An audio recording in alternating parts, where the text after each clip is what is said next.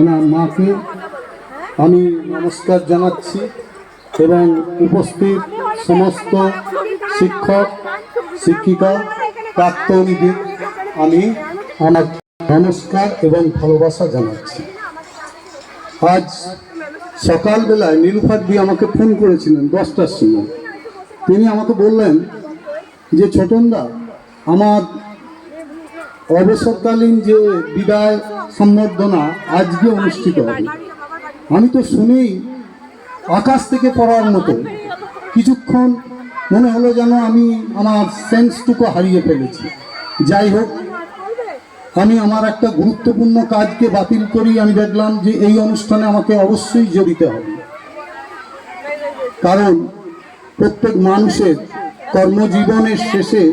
কর্মজীবন শেষে অবসরের একটা অনুষ্ঠান পালিত হয়, যেটাকে আমরা বলি বিদায় সম্বর্ধনা।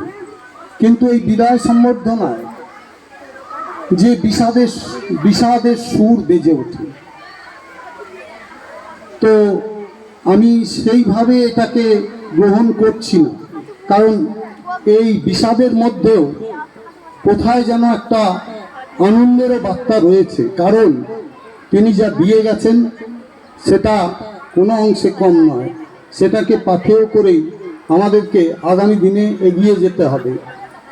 তো আজকে আমি এমন একজনের কথা বলবো যিনি কর্তব্যনিষ্ঠ, অধ্যবসায়ী, সত্যনিষ্ঠ এবং অত্যন্ত একজন ভালো মনের মানুষ, নীলুফার দির সাথে পরিচয় আমার দীর্ঘ প্রায় 20 বছর ওপর।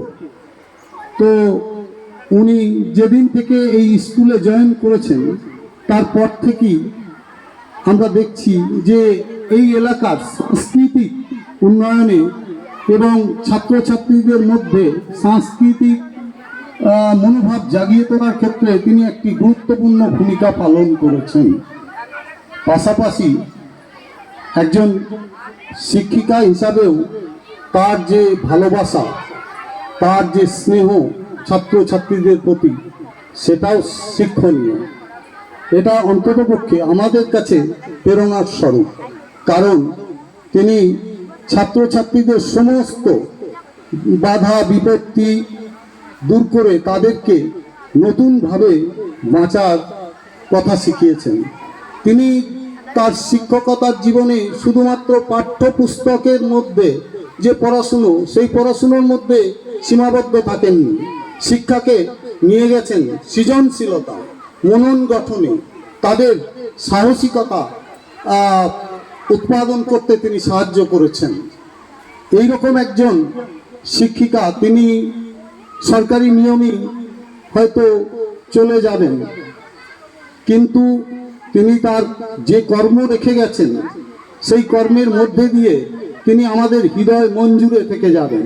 কারণ নীলুফার ম্যাডাম মানে কোনো ব্যক্তি নয়, আমার তো মনে হয় তিনি একটা প্রতিষ্ঠান।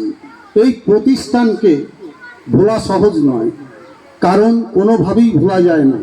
তিনি প্রত্যেক ছাত্রছাত্রীকে যে শিখিয়েছেন নিজের মতো করে পায়ে দাঁড়িয়ে বেঁচে থাকার যে অনুপ্রেরণা, এটা একজন শিক্ষক শিক্ষিকাদের কাছ থেকে আমরা লাভ করলে এর চাইতে আর কি বেশি চাইতে পারি।